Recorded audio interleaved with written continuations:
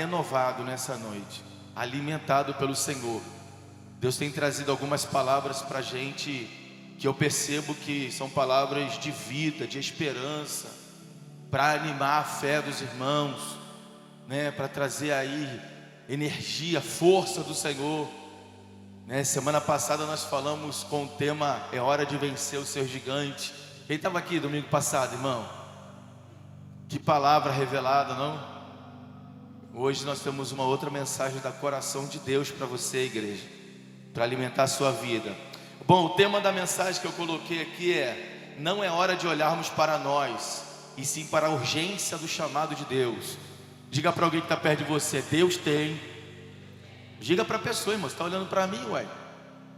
Vai lá para o irmão e fala: Deus tem um chamado para você, para a sua vida. Não fuja. Glória a Deus. Amém ou não? Glória a Deus. Deus tem um chamado para você. Todos são chamados, irmãos. Depois de chamados, nós precisamos nos fazer escolhidos. Ah, tu tá ligado, hein? Todos são chamados. Agora, ser escolhido vai depender de cada um de nós. Amém? Vamos lá, Neemias capítulo 1, do versículo 2 ao 11. Vamos ler a palavra do Senhor. Neemias capítulo 1, do versículo 2 ao 11. Você pode acompanhar aqui no telão. Se você não trouxe, sai inimigo. Pode acompanhar aqui no telão se você não trouxe a sua Bíblia. Hanani, um de meus irmãos, veio de Judá com mais alguns homens, e indaguei-lhes pelos judeus que haviam voltado e os que sobreviveram ao cativeiro e a respeito de Jerusalém. Eles me informaram: aqueles que sobreviveram ao cativeiro e estão vivendo lá na província passam por grande tribulação, privação e humilhação. Os muros de Jerusalém foram derrubados e as portas da cidade queimadas. Tendo ouvido este relato, assentei-me e chorei amargamente, e lamentei por alguns dias, e coloquei-me em jejum e oração diante do Deus dos céus, e desabafei: ó Yahvé, Deus dos céus, Deus grande e terrível, que cumpres a tua palavra, a tua aliança, e usas de misericórdia para com aqueles que te amam e obedecem os teus mandamentos. Que os teus ouvidos estejam atentos, os teus olhos contemplem as palavras desta oração, que o teu servo está apresentando diante de ti, dia e noite, em favor dos teus servos, o povo de Israel. Sim, confesso os pecados que nós, israelitas em geral, temos cometido contra a tua pessoa. De fato, eu e o meu povo temos errado sobremaneira. Temos agido de forma perversa, corrupta e vergonhosa contra ti, e não temos obedecido aos teus mandamentos, nem respeitado os teus decretos e a lei que ordenaste a teu servo Moisés. Contudo, lembra-te, por favor, do que prometeste a teu servo Moisés: se fordes infiéis, eu vos espalharei entre as demais nações da terra. Mas se voltardes para mim e obedecerdes aos meus mandamentos e os praticares com amor, ainda que os vossos exilados estejam dispersos pelos lugares mais longínquos, debaixo do céu, de lá os reunirei e os congregarei num lugar que escolhi, para fazer habitar o meu nome. Ora, estes precisamente são os teus servos e o teu povo amado, que resgataste com o teu grande poder e com o teu braço forte. Ah, Yahvé, eu te rogo, deixa teu ouvido alcançar o clamor deste humilde servo. Atende a oração dos teus servos, cujo prazer está em amar com respeito o teu nome. Faz com que teu servo encontre compaixão nos olhos do homem a quem levarei o meu pleito. Nessa época eu era copeiro, degustador do rei. Amém? Vamos orar. Pai, em nome de Jesus, já louvamos o teu nome, já te adoramos, bendizemos a ti, trazemos as nossas ofertas diante do altar, e agora queremos ouvir a tua palavra, queremos ouvir a tua voz, Senhor. Nós, a tua igreja, queremos te ouvir. Fala conosco nessa noite, revela para nós o que o Senhor quer de nós, revela para nós as tuas vontades, os teus propósitos e tudo aquilo que o Senhor tem para cada um de nós. Que sejamos batizados com convicção nessa noite, porque o Senhor tem nos chamado para o teu propósito, em nome de Jesus. Amém e amém. Irmãos, o texto que nós lemos de Neemias, a gente já começa entendendo logo nos primeiros versículos que Neemias, ele vai se encontrar com alguns irmãos judeus que estavam vindo de Jerusalém, de Judá, daquela região, em direção à Babilônia, que era onde ele estava. Ele se esbarrou com esses irmãos, e ele vai fazer uma indagação para esses irmãos: como que estão os nossos irmãos que ficaram lá na cidade? Como que eles estão? Qual é o cenário que eles se encontram? E esses irmãos vão dar para Neemias as informações de como estava a cidade, como estavam as pessoas que estavam lá. Quando Neemias ouve esse relato, ele começa a manifestar alguns sentimentos. Eu coloquei uma introdução aqui, só para você entender. A primeira coisa, as indagações de Neemias são indagações de alguém que ama não só o seu povo, mas também a cidade da sua origem. Ele queria saber como estavam os irmãos que ficaram lá. Ele queria saber como que estava a cidade, porque você sabe o que Jerusalém representa para um judeu. Jerusalém é a cidade do judeu, é a cidade santa. O judeu, ele pode estar morando no Brasil, ele pode estar morando em Saracuruna, irmão, mas ele tem uma ligação direta com Jerusalém, e eles estão sempre conectados à cidade santa. Então, ainda que Neemias estava vivendo dentro da Babilônia, ele estava ligado à sua cidade, então ele queria saber como que estava. A segunda coisa que eu coloquei aqui é: quando o nosso coração se move em amor pelas pessoas e pelo lugar que estamos, Deus pode tocar nesse lugar e transformá-lo. Neemias, ele faz uma indagação de como está a cidade, e aquilo que vem para ele traz sobre ele alguns sentimentos. Só que esses sentimentos vêm até Neemias, porque Neemias amava a cidade e amava as pessoas que estavam ali. E se há sentimento de amor sobre a cidade e sobre as pessoas, Deus pode agir em favor. Se existem pessoas que vivem com você, se existem pessoas que convivem com você, que de repente estão passando por situações difíceis, escuta, irmãos, por causa do teu sentimento de amor, Deus pode intervir nessa situação. Você está entendendo isso? Às vezes não vai ser nem por causa da pessoa, mas por causa de você, por causa do amor que você tem pelo Senhor. O Senhor age em teu favor. As respostas que veio a Neemias foram respostas de alguém que sabia o problema do lugar. Pega isso aqui. Mas não havia uma iniciativa ou mesmo um pensamento de transformação. Porque Neemias pergunta: como é que está a cidade? Como é que estão os irmãos? Olha, a cidade está destruída, os irmãos estão vivendo em humilhação. Quem traz a mensagem não tem nenhuma perspectiva de que alguma coisa boa pudesse acontecer. Quem traz a mensagem nem sequer pensou na possibilidade de se movimentar para mudar o quadro. Mas Neemias, quando ouve, ele já começa a se mover, crendo que Deus podia intervir. Olha para alguém que está perto de você, por favor, e fala: você precisa acreditar que Deus pode intervir.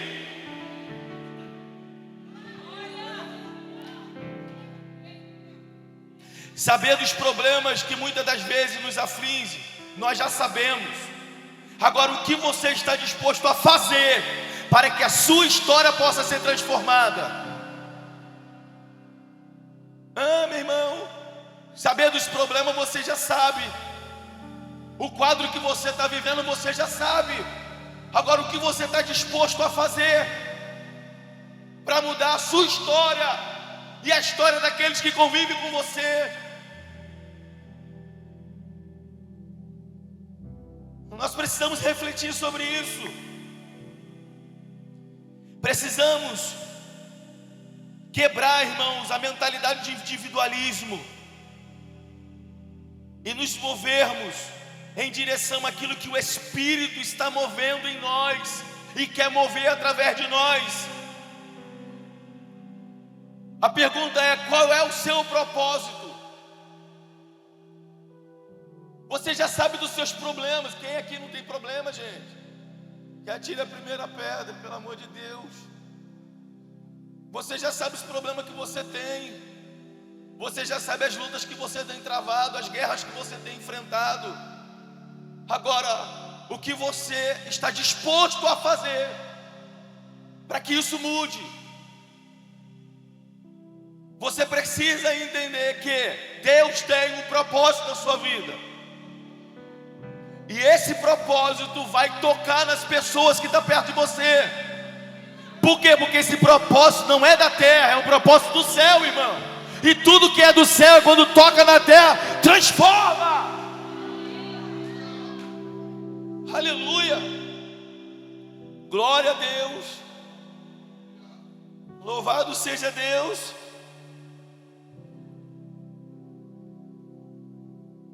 Então, quando Neemias se depara com as notícias, o mesmo vai tomar algumas atitudes. Vamos ver quais foram as atitudes que Neemias tomou. Qual foi a notícia?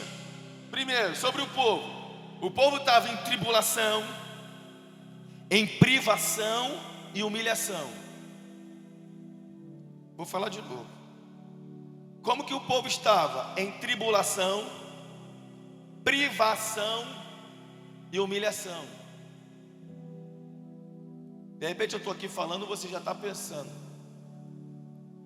cara, fulano está assim, Beltrano está assim. Ou eu estou vivendo isso. Eu estou vivendo uma situação de tribulação. Eu estou vivendo um quadro de privação. E eu estou vivendo um quadro de humilhação. E a cidade? Os muros estavam derrubados, as portas queimadas e a casa de Deus em ruínas. O povo e a cidade. O problema era geral. Qual foi a atitude de Neemias? Está tudo acabado, está tudo destruído mesmo, vou seguir a minha vida. Que é isso? Uma atitude egoísta.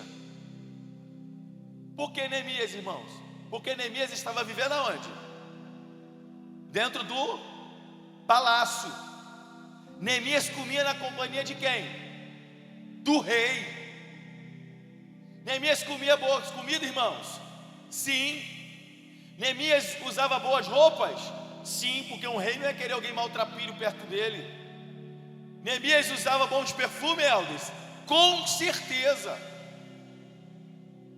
Então Neemias poderia falar: quer saber, esse problema não é meu. O problema que está acontecendo na minha casa não é meu. O problema que está acontecendo na minha família não é meu. Quer saber? Eu estou bem até demais. O problema é deles. Neemias podia fazer isso ou não podia? Mas o que Neemias entendeu? Que Deus tinha um propósito na vida dele. E quem tem propósito, irmãos, ele está disposto a ser um agente de transformação. Quem tem propósito não vai ver a casa sendo destruída e vai ficar quieto.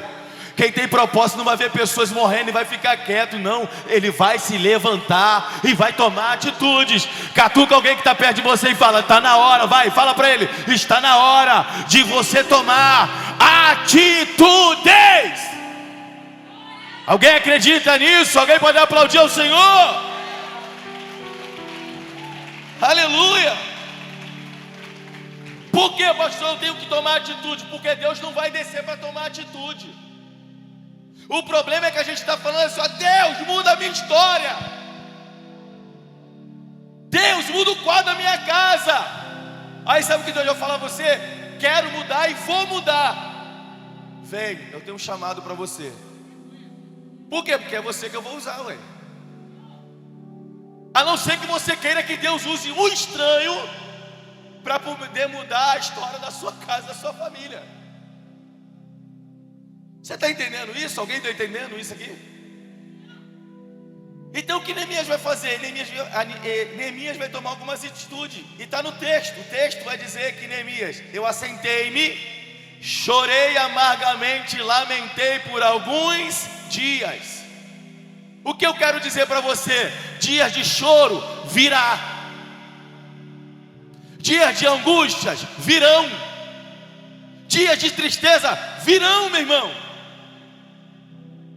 Mas também o que eu quero dizer para você? Que o choro até pode durar uma noite inteira, mas pela manhã, ao amanhecer, a alegria do Senhor vai inundar o seu coração, vai fortalecer a sua vida, e você vai se levantar. Oh, aleluia! Aleluia! Por quê, irmão? Porque o fato de eu ter um chamado de Deus não quer dizer que eu não vou chorar, ué. O fato de Deus ter me chamado não quer dizer que eu não vou ter momento de tristeza. Quem disse isso? Não, eu vou sentar, eu vou chorar, eu vou lamentar por alguns dias, mas eu também vou me levantar, porque eu não posso ficar chorando, eu não posso ficar só lamentando, eu preciso me levantar. Porque na minha atitude de se levantar é que Deus vai se movimentar. E eu dou alguns exemplos da Bíblia para você. Josué capítulo 1, Moisés morreu. O que Josué fez? Sentou e chorou. Aí Deus pega Josué e fala: vai ficar chorando até quando? Vai ficar sentado até quando? Levanta, rapaz. Por quê? Porque esse povo que está aí, eu estou te chamando para você levar eles à terra prometida. E eu ainda falo contigo: aonde pisar a planta do teu pé eu vou te dar. Eu serei contigo, não te desanime, tenha bom ânimo, eu serei contigo. Por onde quer que tu andares, só quem acredita, só quem acredita nisso, glorifica Ele. Exalte o nome do Senhor.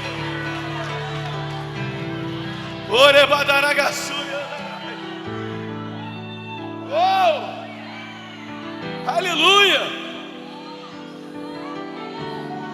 Mas o que Josué precisava fazer, meu irmão? Ó,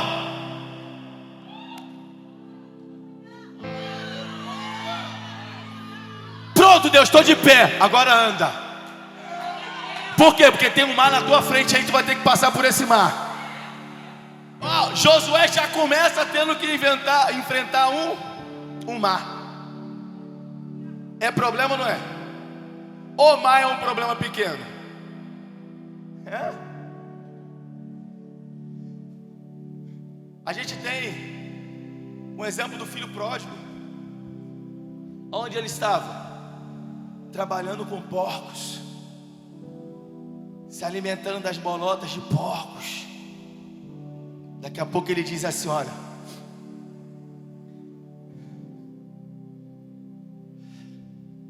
cara, os servos do meu pai comem na mesa com ele. Eu estou aqui querendo comer as bolotas de porcos. Eu me levantarei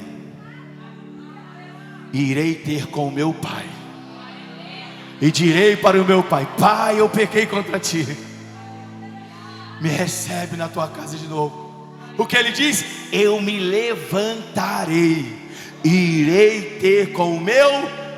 Quando eu me levanto e tomo atitude, Deus se movimenta. Você precisa se levantar, tomar atitude, porque Deus está com você. Aleluia. Aleluia. Fala para alguém que está perto de você: você tem que sair dessa noite aqui, meu irmão, cuspindo marimbondo na cara do cão. Diga para ele: Deus está com você, meu irmão. Diga para ele: se levante nessa noite, Deus está com você. Se levante nessa noite, pelo amor de Deus.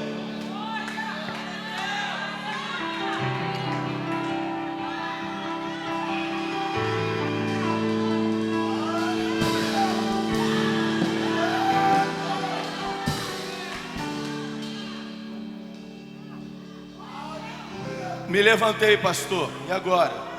Segunda coisa que Neemias faz: coloquei-me em jejum e oração diante do Deus do céu. Está no texto. Me levantei. O que eu faço? Para onde eu vou? Eu me levantei e me coloquei em jejum e oração. Você entendeu? Ele chorou, lamentou, sofreu, fez tudo isso por alguns dias. Depois ele se levantou, se colocou em jejum e oração. Por quê? Porque quem foi chamado por Deus, ele entende que ele tem armas para lutar. Chorou, meu irmão? Chorei. Lamentou? Lamentei. E agora? Agora eu vou me colocar em jejum e oração. Vou usar as armas que Deus me deu e vou começar a lutar. E aí, depois das atitudes, a gente vai entender a oração de Neemias. Olha a oração de Neemias, irmãos. A primeira coisa que ele vai dizer no texto: eu confesso os pecados que nós temos cometido contra a tua pessoa. Você vai observar na oração de Neemias que ele vai dizer: eu confesso, nós pecamos, eu e o teu povo. Pastor, o que o senhor quer dizer com isso? Que o problema que você vive, você faz parte dele. Que o cenário que você está vivendo, você está tão envolvida quanto as pessoas que estão aí. O problema é quando você quer se esquivar para dizer: não, eles que são problemáticos. Na verdade, você é o maior problema, porque você está dizendo que os outros são problemáticos, dizendo que você é o santo. Santo, glória a você, aleluia a você. Neemias não vai fazer isso. Neemias vai dizer: olha, eu confesso os pecados que nós temos cometido contra o Senhor. A segunda coisa, olha o que ele vai dizer: eu e o meu povo temos errado. A terceira coisa que ele vai dizer: temos agido de forma perversa, corrupta e vergonhosa. A quarta coisa: nem respeitado aos teus decretos e as leis que ordenaste a Moisés, nós temos obedecido.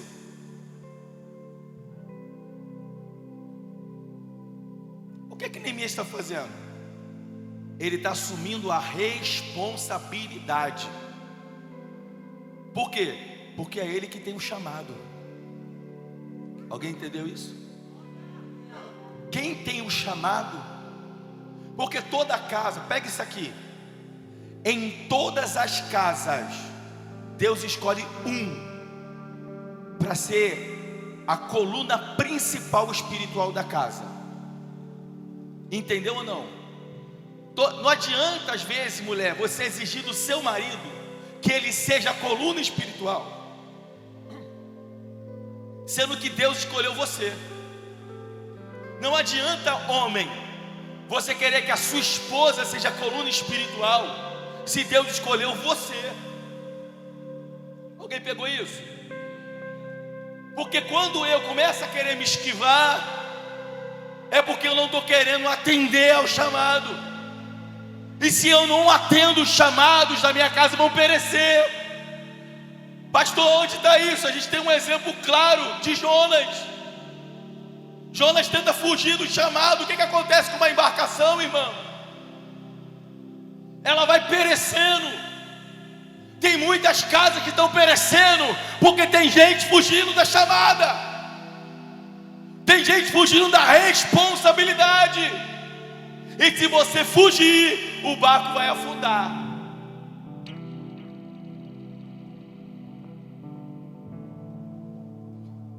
Olha para alguém que está perto de você e fala: assume sua responsabilidade, Jonas. Fala assim para ele: para de ser rebelde, Jonas. Tu está indo para o lugar errado, Jonas.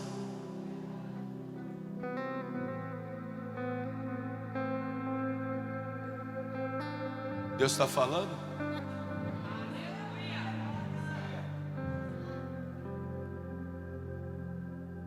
E não adianta botar a culpa no outro,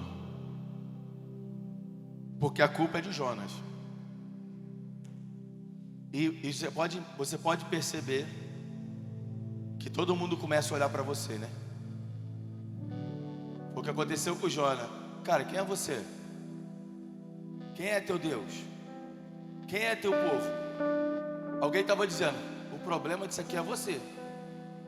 Por quê? Porque Jonas precisava assumir a responsabilidade dele. O pau está quebrando, irmão. Tem gente perdendo mala, tem gente perdendo coisas. Joga tudo no mar, ó. Só Deus sabe o que aqueles homens perderam de bagagem, porque eles não queriam perecer. Tem gente que está perdendo porque não quer atender o chamado de Deus. E quer uma notícia? Você vai continuar perdendo até que você assuma as suas responsabilidades. Aí Jonas cai em si,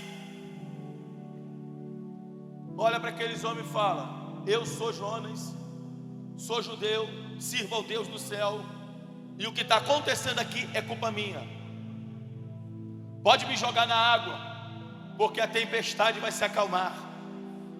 O que Jonas está fazendo? Assumindo a sua responsabilidade. Joga Jonas no mar. Jonas caiu, puf, a tempestade.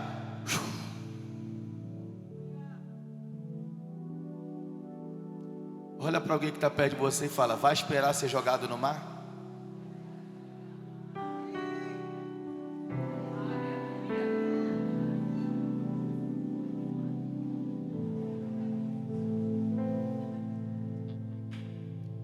Ó, Jonas foi jogado no mar por causa do resultado da sua rebeldia. Quando você lê o livro de Jonas, ele vai contar a experiência que ele passou no ventre do peixe. Ele vai dizer que a sensação é que ele estava dentro do inferno. O lugar era horroroso, era terrível. Vai esperar ser jogado no mar? Vai esperar passar esse processo? Olha para alguém, dá um sorriso para alguém aí e fala assim: assume a responsabilidade, vai.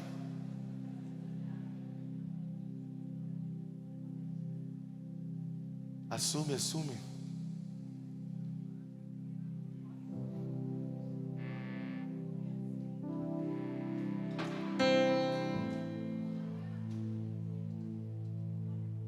Engraçado que eu coloquei: então o que Deus quer de nós? Primeiro, que assumamos a nossa responsabilidade.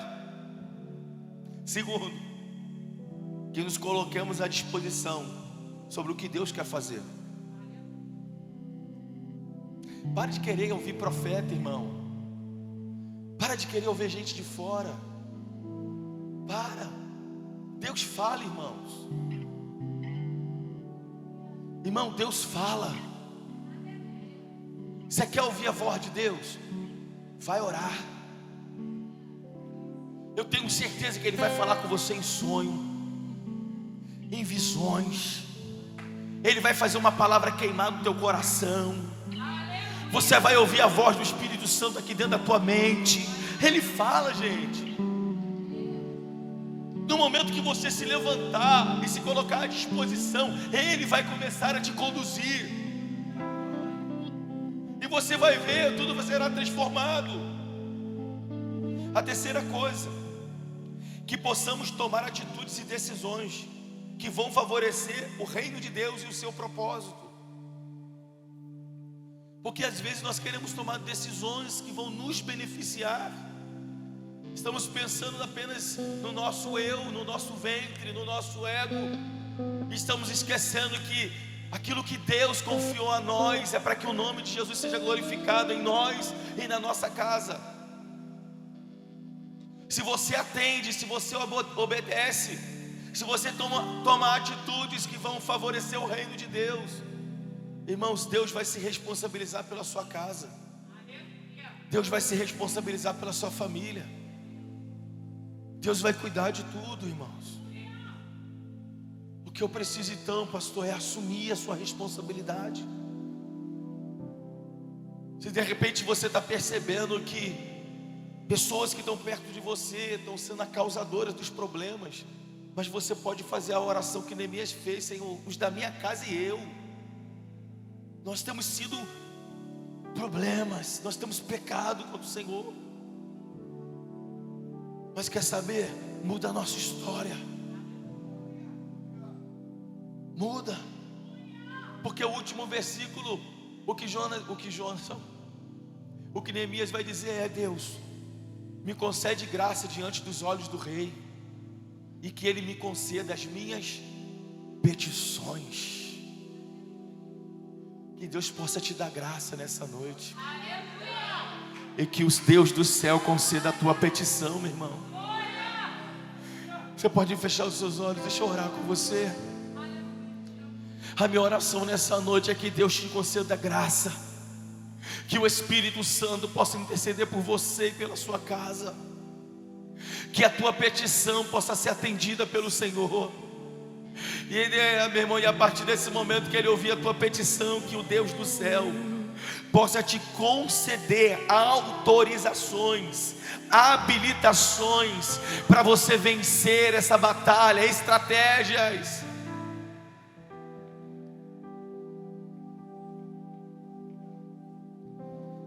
Aleluia.